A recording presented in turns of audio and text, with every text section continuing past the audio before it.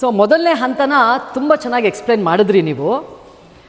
ಈಗ ತೂಕ ಇಳಿಸ್ಕೊಳ್ಬೇಕು ಅಂತ ಇದ್ದವರು ಅವ್ರ ಮೈಂಡ್ ಸೆಟ್ ಹೇಗಿರಬೇಕು, ಹೇಗೆ ಶುರು ಮಾಡಬೇಕು, ಅದನ್ನೆಲ್ಲ ತುಂಬ ಚೆನ್ನಾಗಿ ಹೇಳ್ಕೊಟ್ರಿ. ಇವಾಗ ನಾನು ಬರ್ತಾ ಇರೋದು ನಿಮ್ಮ ಪರ್ಸನಲ್ ಪ್ರಯಾಣದ ಬಗ್ಗೆ, ನಿಮ್ಮ ವೈಯಕ್ತಿಕ ಜರ್ನಿ.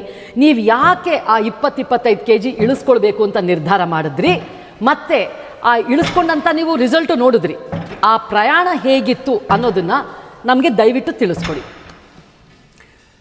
ಸೊ ನಾನು ಈ ವೆಯ್ಟ್ ಲಾಸ್ ಯಾಕೆ ಶುರು ಮಾಡಿದೆ ಅಂದರೆ, ನನಗೆ 2 ವರ್ಷ ಮುಂಚೆ ನನಗೆ ಕಾಲು ಸರ್ಜರಿ ಆಗಿತ್ತು ಬಾಸ್ಕೆಟ್ಬಾಲ್ ಆಡುವಾಗ.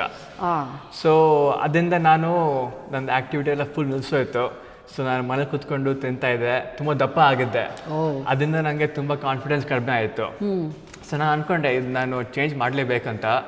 ಸೊ ಲಾಸ್ಟ್ 1 year ನಾನು ವೆಯ್ಟ್ ಲಾಸ್ ಮಾಡಿದೆ, 20 kg ಕರಗಿಸ್ದೆ. ಅದರಿಂದ ನನಗೆ ತುಂಬ ಕಾನ್ಫಿಡೆನ್ಸ್ ಇನ್ಕ್ರೀಸ್ ಆಗಿದೆ, ಮತ್ತು ಅದು ತುಂಬ ಆರೋಗ್ಯಕ್ಕೆ ತುಂಬ ಇಂಪಾರ್ಟೆಂಟು. ಸೊ ಅದನ್ನು ತುಂಬ ಬೆನಿಫಿಟ್ಸ್ ಬರುತ್ತೆ ವೆಯ್ಟ್ ಲಾಸ್ ಎಲ್ಲ ಮಾಡೋದ್ರಿಂದ. ಹೌದು. ಸೊ ಆ ನಿಮ್ಮ ಪ್ರಯಾಣ ಹೇಗಿತ್ತು? ಸೊ ನಾನು ಮೊದಲು ಏನು ಮಾಡಿದ್ರೆ ಅಂದರೆ, ಎಲ್ಲ ಜಂಕ್ ಫುಡ್ ಕಟ್ ಮಾಡಿದೆ.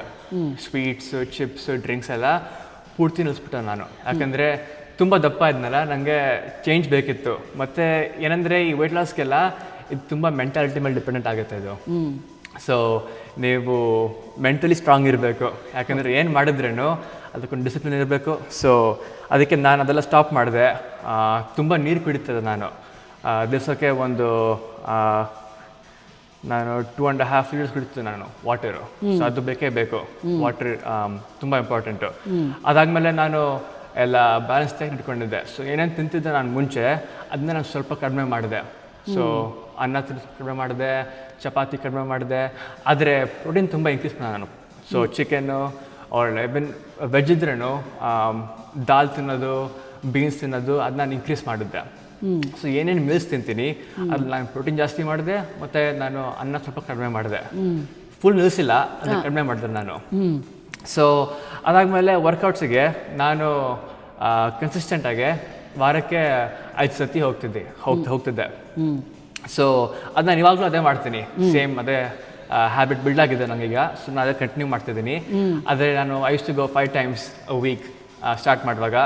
ಮತ್ತು ವೇಟ್ಸ್ ಎಲ್ಲ ನನಗೆ ಅವಾಗ ನಾನು ತುಂಬ ಎತ್ತುತ್ತಿರಲಿಲ್ಲ, ಯಾಕಂದರೆ ಸ್ಟಾರ್ಟ್ ಮಾಡ್ತಿದ್ದೆ ಅವಾಗ. ಸೊ ಒಂದು ಇಶ್ಯೂ ಏನಂದರೆ, ತುಂಬ ಜನ ಅವರು ಸ್ಟಾರ್ಟ್ ಮಾಡುವಾಗ ತುಂಬ ಜಾಸ್ತಿ ವೇಟಲ್ಲಿ ಎತ್ತಕ್ಕೆ ಹೋಗ್ತಾರೆ, ಅದರಿಂದ ತುಂಬ ಇಂಜುರೀಸ್ ಆಗುತ್ತೆ.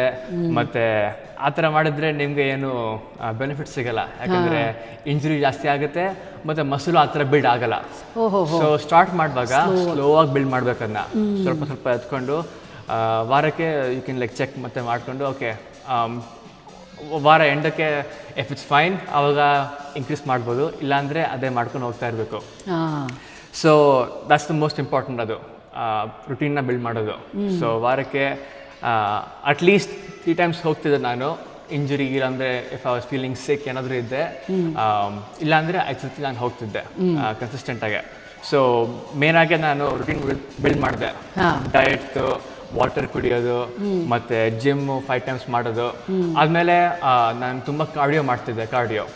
ವಾಕಿಂಗ್ ಇರ್ಬೋದು, ರನ್ನಿಂಗ್ ಇರ್ಬೋದು, ಅದು ಹ್ಯಾಬಿಟ್ ಬಿಲ್ಡ್ ಮಾಡಲೇಬೇಕು. ಯಾಕಂದರೆ ತುಂಬ ಜನ ಅಂತಾರೆ, ನಾನು ವೇಟ್ ಲಿಫ್ಟಿಂಗ್ ಮಾಡಿದರೆ, ಕಾರ್ಡಿಯೋ ಮಾಡಿದರೆ ನನಗೆ ಆ ಮಸಲ್ ಬಿಲ್ಡಿಂಗ್ಗೆ ಎಫೆಕ್ಟ್ ಆಗುತ್ತೆ ಅಂತ. ಆದರೆ ಎರಡೂ ಮಾಡ್ಬೋದು ಜೊತೆಗೆ. ಸೊ ಆ ಥರ ನಾನು ಮಿಕ್ಸ್ ಮಾಡೋದು ತುಂಬ ಇಂಪಾರ್ಟೆಂಟ್. ಯಾಕಂದರೆ ನನಗೆ ವೆಯ್ಟ್ ಲಾಸ್ ಮಾಡೋಕ್ಕೆ ಡಯಟ್ ಮಾಡ್ತಿದ್ರೆ ಅದ್ರ ಜೊತೆ ನಾನು ವಾಕಿಂಗು, ಕಾರ್ಡಿಯೋ ಎಲ್ಲ ಮಾಡೋದು ಇಸ್ ದ ಮೋಸ್ಟ್ ಇಂಪಾರ್ಟೆಂಟ್. ಯಾಕಂದರೆ ಈ ಎಕ್ಸರ್ಸೈಸ್ ಎಲ್ಲ ಮಾಡೋದು ಇಟ್ಸ್ ಬಿಲ್ಡಿಂಗ್ ಮಸಲ್. ಆದರೆ ಫ್ಯಾಟ್ ಎಲ್ಲ ಹೋಗ್ಬೇಕಂದ್ರೆ ಅದಕ್ಕೆ cardio is the most important. ಈಗ ಫ್ಯಾಟ್ ಹೋಗಬೇಕು ಅಂತಂದ್ರೆ ಕಾರ್ಡಿಯೋ ತುಂಬ ಮುಖ್ಯ ಆಗುತ್ತೆ. ಹೌದು. ಸೊ ಕಾರ್ಡಿಯೋ ಅಂದರೆ ವಾಕಿಂಗ್ ಇರ್ಬೋದು, ಜಾಗಿಂಗ್ ಇರ್ಬೋದು, ರನ್ನಿಂಗ್ ಇರ್ಬೋದು. ನೀವು ಜಿಮ್ಮಲ್ಲೇ ಮಾಡ್ಬೋದು, ಟ್ರೆಡ್ಮಿಲ್ಸ್ ಎಲ್ಲ ಇಟ್ಕೊಂಡು, ಅಂದರೆ ಹೊರಗಡೆ ಹೋಗಿ ವಾಕಿಂಗ್ ಮಾಡ್ಬೋದು. ಏನಿದ್ರೂ ಆ ಥರ ಹ್ಯಾಬಿಟ್ ಬಿಲ್ಡ್ ಮಾಡಿದ್ರೆ ಅದೇ ತುಂಬ ಮುಖ್ಯ ಇರುತ್ತೆ.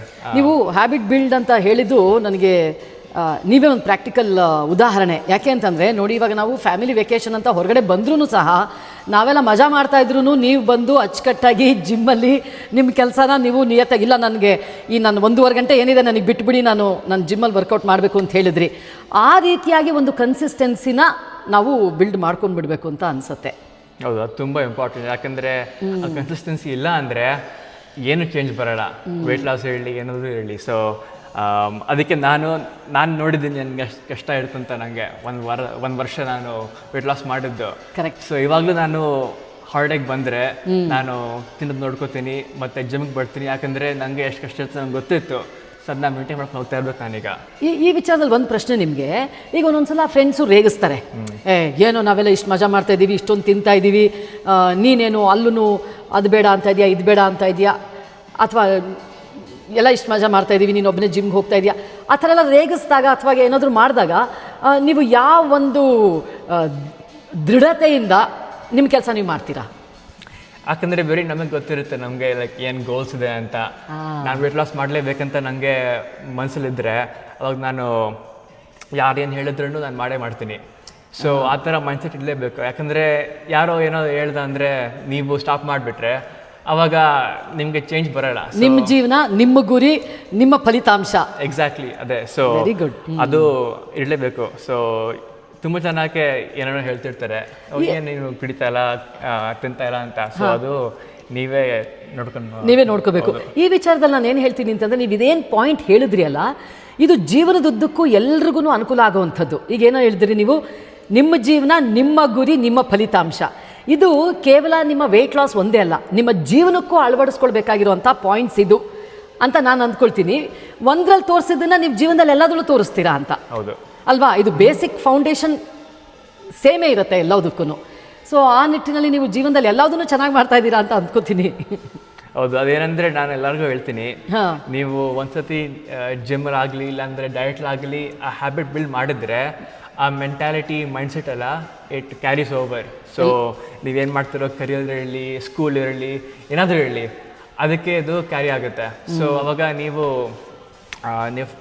ಲೈಕ್ ಏನು ಮಾಡಿದ್ರೂ ಲೈಕ್ ಆ ಮೆಂಟ್ಯಾಲಿಟಿ ಇರುತ್ತೆ. So you will be successful ಅಂತ ಮಾಡಿದ್ರೆ. ಓಕೆ.